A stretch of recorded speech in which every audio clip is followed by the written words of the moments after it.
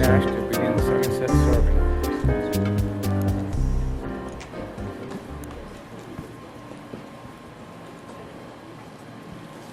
Well, I guess false alarm. I think we have plenty of batteries. Been running with it. Have you? Yeah. Good. Well, you've been solo then. Thank you. It's been a monologue.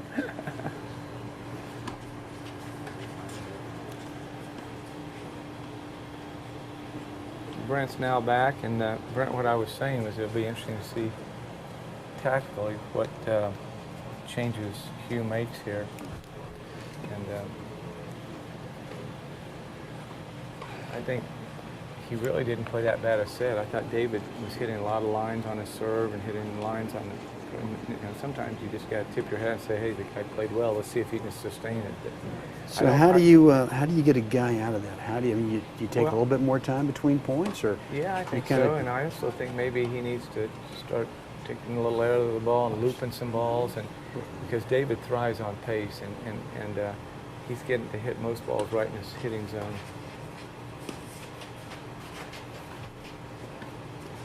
That's just good tennis. Yeah, yeah. See how he closed that? Well, that's one of the first things you said at the start of this match, Phil, was we were going to talk about player court positioning, about height over the net. Yeah, yeah. And so what you're saying now is that if you're down 6-1, let's find another way.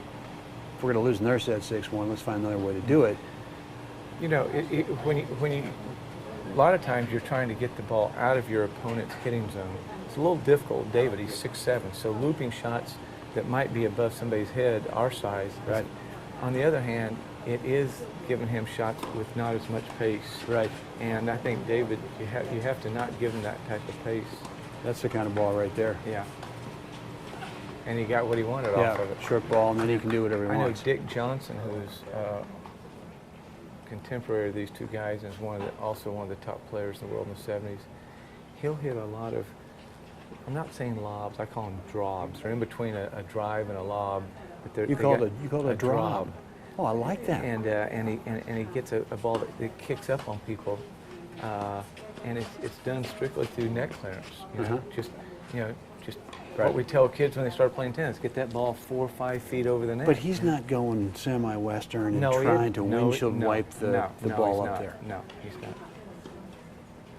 I think that's a huge misconception of the 4-0 guy. You know, the game, let's be honest, the game has changed, but it's still tennis. And you still, you know, a lot of the old school things that we forget about are still applicable. Well, definitely to the Pro Tour. doing. To be competitive in the Pro Tour, things have changed. Yeah. You know, for the obvious reasons, which are the rackets and the strength. And the conditioning has gotten much more specific for tennis. But for the rest of us, the 99.9% of the players out there in the world who aren't making a dime on the Pro Tour, that may not be the best thing to copy. Right. You know, just his first game, the balls that David has made errors on have been balls that had no pace on them. And you know, you talk about 3-5 level or 3-0 players, they're always wanting to hit harder.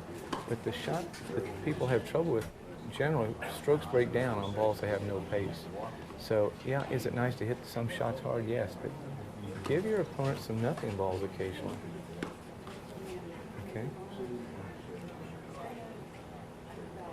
So I think based on what I'm seeing this first game, Hugh's going with the idea, I don't know if David can sustain that high level of play he had the first set. I'm going to make him hit some balls. And so he's not trying to hit the ball, you know, a foot from the baseline. He's giving himself 3 or 4 feet inside the lines and going from there. We'll see what happens.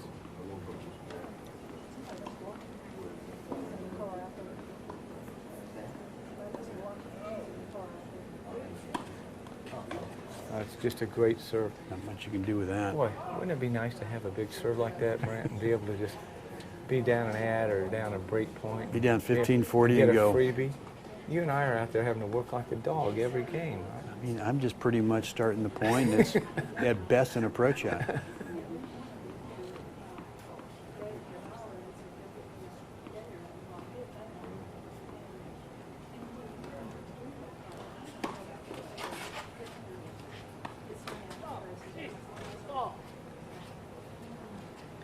People, I guess that was a lot of my students ask me, they say, Phil, how do you you know, you always talk about getting the short ball and doing this or doing that. How do I get the short ball?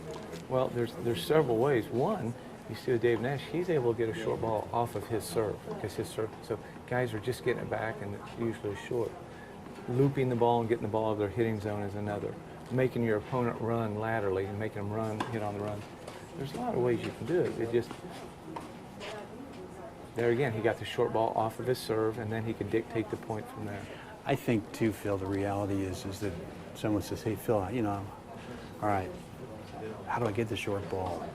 Well, I think a lot of these guys and gals don't recognize that they've got a short ball. This is now a short ball.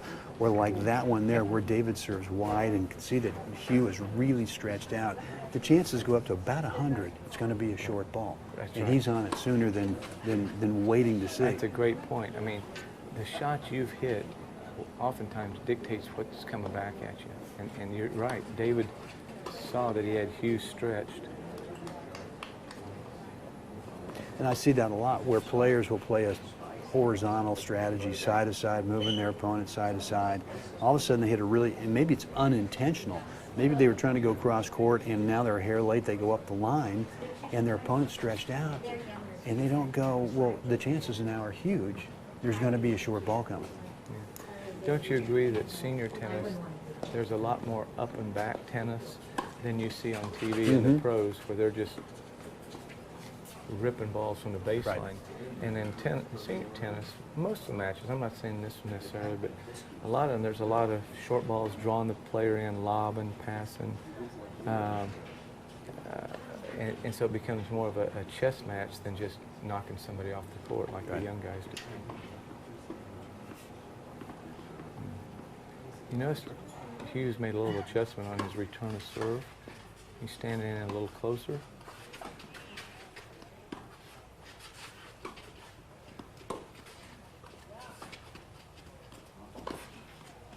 That's just a great shot.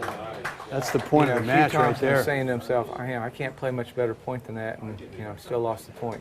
That was tremendous defense by David Nash, and then he hit a great one-handed running passing shot.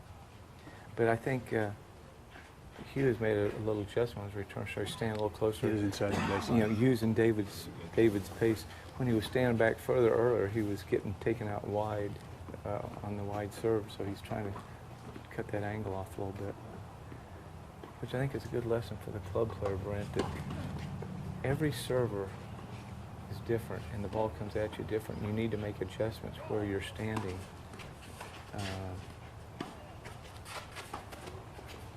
Sometimes you need to stand back a couple steps, and sometimes you need to move forward a couple steps. I mean, I always tell our club ladies teams, 99% of the time, your opponent has a weaker second serve than first serve, so they need to move in a couple steps on that second serve.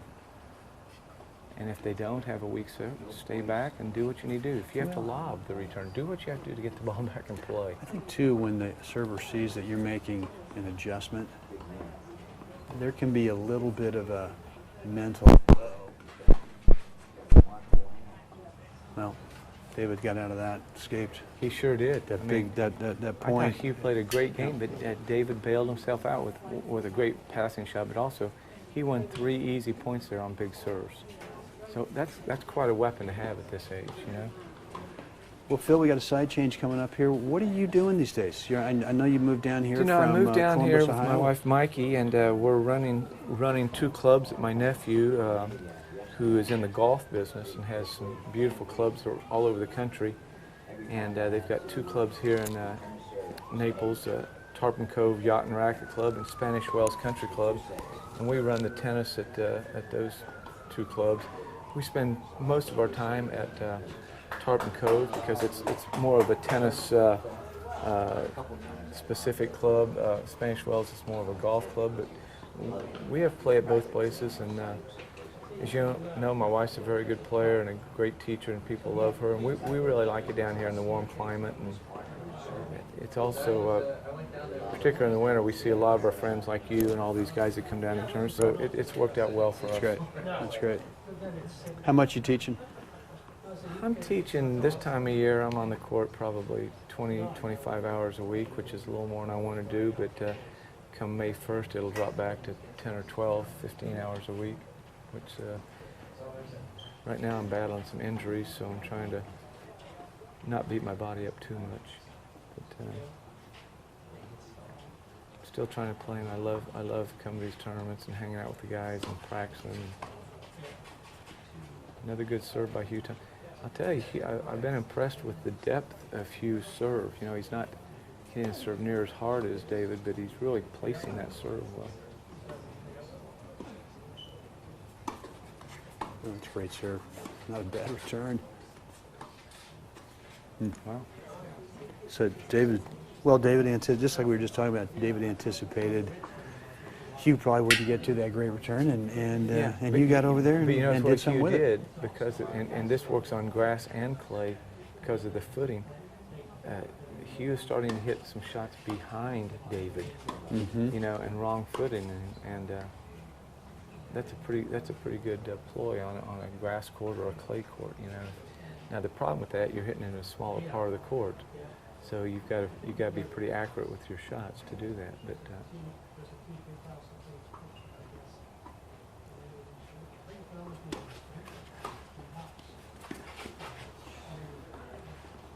I haven't seen Hugh do this as much, but when I was growing up, my coach always said against a tall player, they like to stretch your arms and legs out, and you need to hit a lot of balls into their body.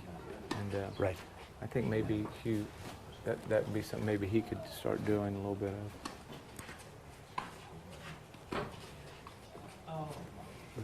Notice that return was deep down the middle, and then it came in and said, pass me, and that Hugh has no angle to work with. I like that return. I agree. I really like that deep down the middle, and then how'd it go? No, thank you later. Okay. We've just been joined by the great Tom Smith from Parts Unknown. Phil, you and Tom are playing doubles later this afternoon. We have a match at 3:45 today. And, okay.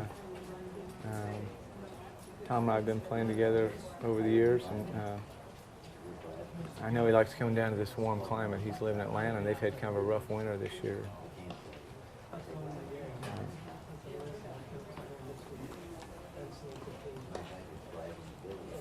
So is Hugh going to continue, if he can't change the strategy as much as just trying to make sure he stays in here long enough and hangs around long enough? I think right now he's trying to weather the storm and is saying, I got to have David give me a little help here and start making some errors, which David can do. I mean, he would be the first to say sometimes, you know, he can knock you off the court and be on fire, but he can also run through periods where, you know, he'll make a few errors. So I think that's what Hugh is hoping for.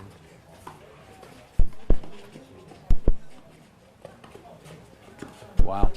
And Nash is moving well, That's isn't he? some court coverage right there. I mean, tell me these guys are 70+ years old. I don't know. Line to line. Yeah, line to line.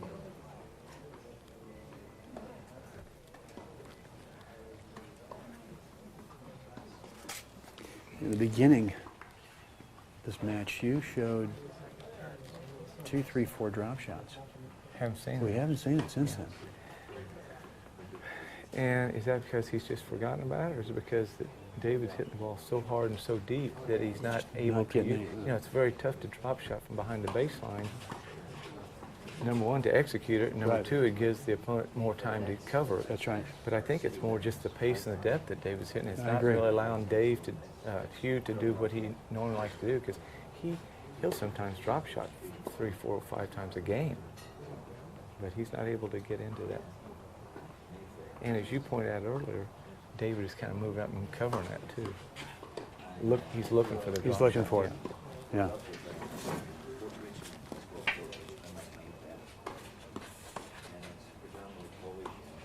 Yeah. That's what Hugh's hoping for right there. Some loose points that he can get maybe a break of serve and get a little confidence and get David Nash pressing a little bit. And as you know, the momentum in tennis can change so quickly. You know? Well, I think there are a lot of matches that go this way. One guy just plays really well for 30 minutes, Yeah. start of a match. The other guy's not quite ready, and if you don't panic and hang in there, you know, dogfight in the second set, and then sometimes he just flips. Yeah.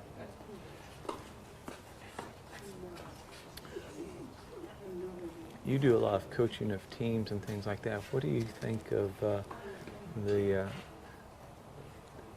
abbreviation of matches now that they're doing to save time? I know in Super tiebreaker for the college third. and or- also in USTA stuff, they're playing super tiebreakers, and I understand why they're doing it.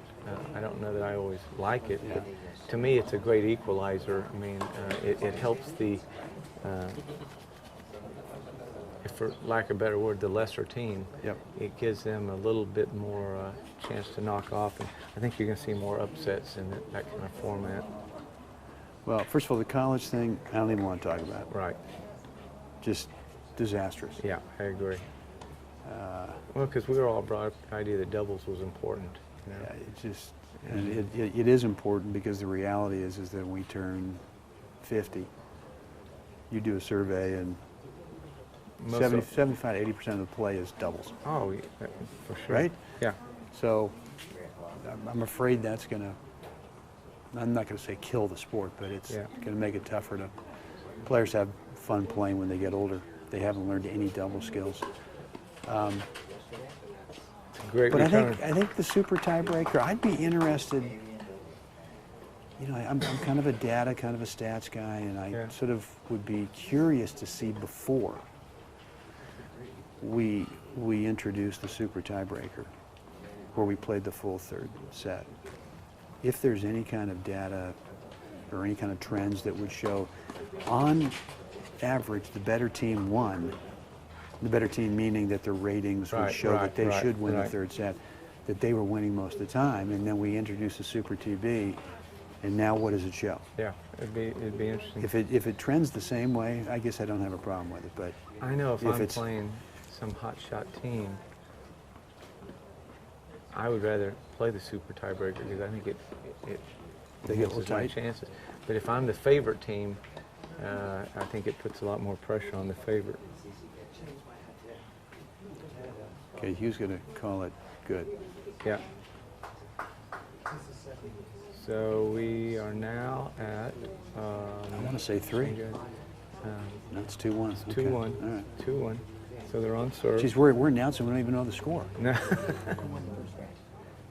This is Brent Abel back here with you with Senior Tennis TV and with Phil Landauer, who is helping me out with expert instruction and commentary and that stuff. And what I'd love to hear from the viewers, if you're watching this, what questions have you got about your own singles or your own doubles? You know, what's your skill level? You know, what's the biggest challenge you've got in your game right now that you want to try to solve that you feel would make you a better player? And so right below the video, whether you're at YouTube or whether you're at seniortennistv.com blog or whether you're at webtennis.com blog or wherever you are, let me know. And always curious as to what's on your mind. Brent, we're seeing David Nash play with a lot of confidence. Last game or two, he's starting to hit over his backhand, and knowing him, that's a sign of real confidence, and he's trying to put the pedal to the metal here. When he gets a little tight, he goes exclusively with the slice backhand, but I think he's feeling it, and he doesn't want to let Hugh get into this, so he's really focused in on finishing this match in straight sets.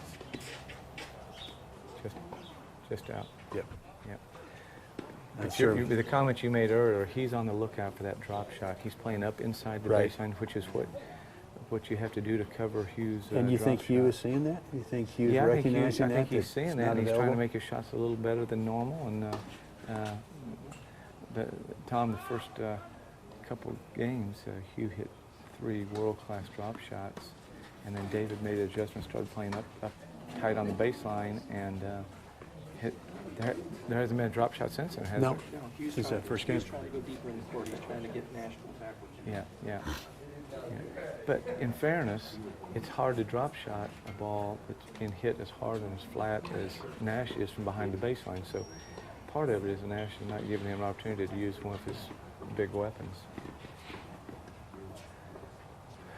Getting any questions, Brent, there? No one's tweeting me yet, Phil. Okay. And tweeting means what? That's what. I've got no tweets yet. They're probably saying, could you find another? Find someone about 20 years younger. Could you find another color man for your?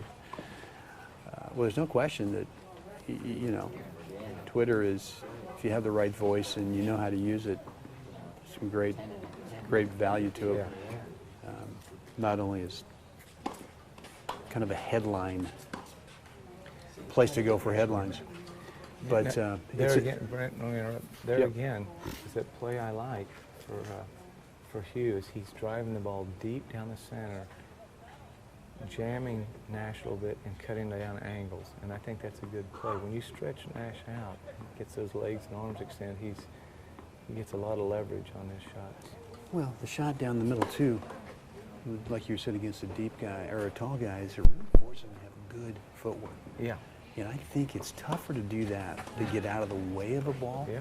than to move over All right, no to question. a ball. Well, we've seen him on the run a couple times today. When he's on the run, I mean, Right. and stretch out, he's pretty tough. Now this is a huge game right here. You know, it's to me this is the match. If he can hold through here, Nash. But if Hugh can somehow find a way to break here, he's back in the match. Well, he's got to win. He's got to win this game. It doesn't Absolutely take got much. to win It this doesn't game. take much. It takes a couple little mental breaks like that to get back in the match. And I think it's good for your viewers to see some of the best players in the world, you know, hit shots that, you know, they would like to take back and do something different with, you know.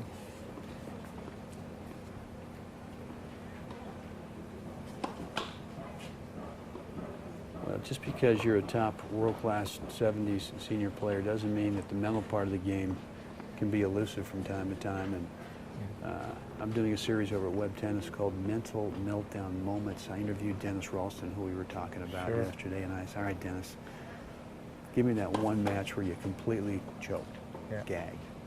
And he and Ann Hayden-Jones were in the finals of Wimbledon Mixed when he was a young guy. Yeah. And they got to double match point. Is that in? They got to double match point with. He just had to break a serve there. Yeah, no, this could change it. So Ralston and Jones get the double match point. She's serving, and the reason they're winning is because he's been poaching like a monster all day Yeah. long. He's a young guy, brash, doesn't Right. care, and all of a sudden she's serving to the lady, and he says, "All right, I'm going again." And the next thing he realizes is that the ball's floating by him and his legs are locked and frozen. He doesn't go. They lose a point, all right? 40-30, it's still match point. Playing against Neil Frazier. He says, I'm definitely going this time. Same thing. He freezes, doesn't go, they lose a point. They end up losing the finals. And he said, And 40, 50 years later, he still remembers that. I mean, he can taste it, he can smell it, he can Yeah. feel it, and he said that, you know what, I said, well, what'd you learn from that thing? He said, if I'm gonna lose the match, they're gonna have to go up the line. I'm going. I mean, if that's what I've been doing the whole time, I'm gonna go. We've got Paul Barris here, who is the tournament director here at the Sterling Oaks Super Cat 2, right? Yes, sir. Okay. So, Paul, beautiful club. How long have you Thank been you. here? I'm going on 4 years. 4 years? Yeah. Okay, all right.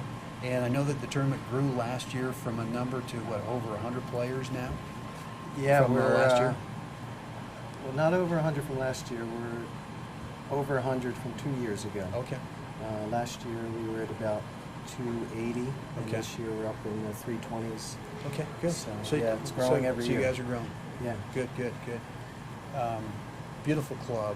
Thank you. I mean, these clay courts are just drop dead gorgeous. I haven't been able to hit on them yet, but just looking at them. They're great courts.